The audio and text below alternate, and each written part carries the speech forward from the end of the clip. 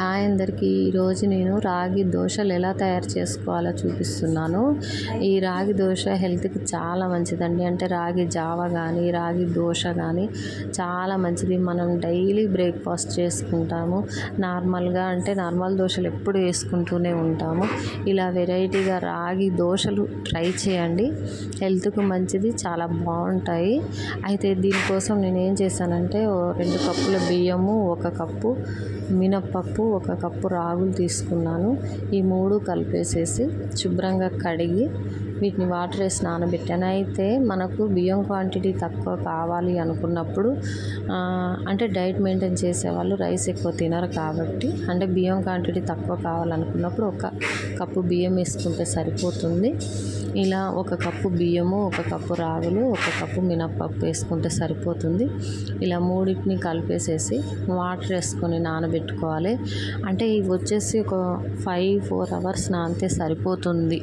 అంటే మనం మధ్యాహ్నం నానబెట్టేసుకొని నైటు పడుకునే ముందు వీటిని మిక్సీ పట్టి పేస్ట్ చేసి పెట్టుకోవచ్చు. ఇలా పేస్ట్ చేసి పెట్టుకొని ఈ పేస్ట్ని మార్నింగ్ దోశల్లాగా వేసుకోవాలి. ఇలా నానబెట్టాక నేను పేస్ట్ రెడీ చేసుకున్నాను. చూడండి, మిక్సీ పట్టాను. పిండి రెడీ అయిపోయింది నాకు దోశలు వేసుకోవడానికి. అయితే ఈ పిండి నేను కొంచెం జారుగా కలుపుకున్నాను. అంటే దోశలు లావుగా మందంగా వస్తే కొంచెం మంచిగా తినరు ఇంట్లో, అందుకని నేను కొంచెం జారుగా చేశాను. పలచగా కలుపుకున్నాను. దోశలు కూడా కొంచెం పలచగా వస్తాయి, మందంగా రావు. కానీ మందంగా తినాలి అనుకునే వాళ్ళు కొంచెం వాటర్ క్వాంటిటీ తగ్గించుకుంటే సరిపోతుంది. చూడండి, ఇందులో కొంచెం సాల్ట్ వేసేసుకొని ఇవి దోశలు మనం వేసేసుకోవచ్చు. చూడండి, పిండి రెడీ అయిపోయింది. ఈ పిండిని మనము స్టవ్ మీద ఒక పాన్ పెట్టేసేసుకొని ఇప్పుడు దోశలు వేసుకుందాము. ఈ దోశలు తినడం కూడా అండి, ఇందులో మనము రాగులు కలిపాం కాబట్టి హెల్త్కి చాలా మంచిది. చాలా మంచి ఫుడ్, హెల్దీ ఫుడ్. రోజు ఇలా మామూలు దోశలు, ఇడ్లీలు ఇలా కాకుండా ఇలా వెరైటీగా రాగులతో ట్రై చేయండి. చాలా బాగుంటుంది. దోశలు కూడా చాలా మంచిగా ఉంటాయి. ఇవి కొంచెం నేను బియ్యం క్వాంటిటీ అంటే 2 కప్పులు బియ్యం కలిపాను కదా, అందుకని కొంచెం తెల్లగా వస్తున్నాయి. లేకపోతే అంటే రాగులు ఎక్కువగా, అంటే 2 కప్పుల రాగులు తీసుకొని బియ్యం తక్కువ తీసుకుంటే మాత్రం చక్కగా దోశలు ఇంకా ఎరుపు రంగులో వస్తాయి. చాలా బాగుంటాయి. చూడండి, దోశలు ఎంత మంచిగా వచ్చాయో. కొంచెం ఆయిల్ వేసేసాను. అంటే డైట్ మెయింటైన్ చేసే వాళ్ళు ఉంటారు కదా, నైట్ భోజనం స్కిప్ చేస్తూ ఉంటారు. నైట్ చపాతీని ఏదో తీసుకొని భోజనం చేయరు. అలాంటి వాళ్ళు నైట్ పూట ఇలాంటి 2 దోశలు వేసుకొని తినేయచ్చు. చాలా మంచిది. డైట్ మెయింటైన్ చేసే వాళ్ళకు కూడా చాలా బాగుంటుంది. చూడండి ఎంత బాగుందో దోశ. చాలా స్మూత్గా వస్తుంది. చాలా బాగుంటుందండి. Healthy food.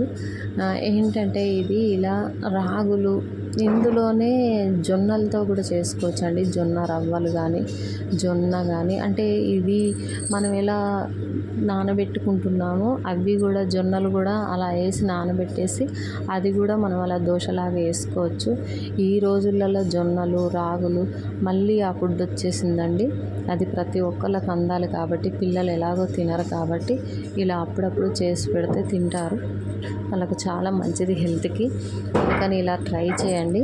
ఇలాగే జొన్నలు కూడా చేసుకోవచ్చు.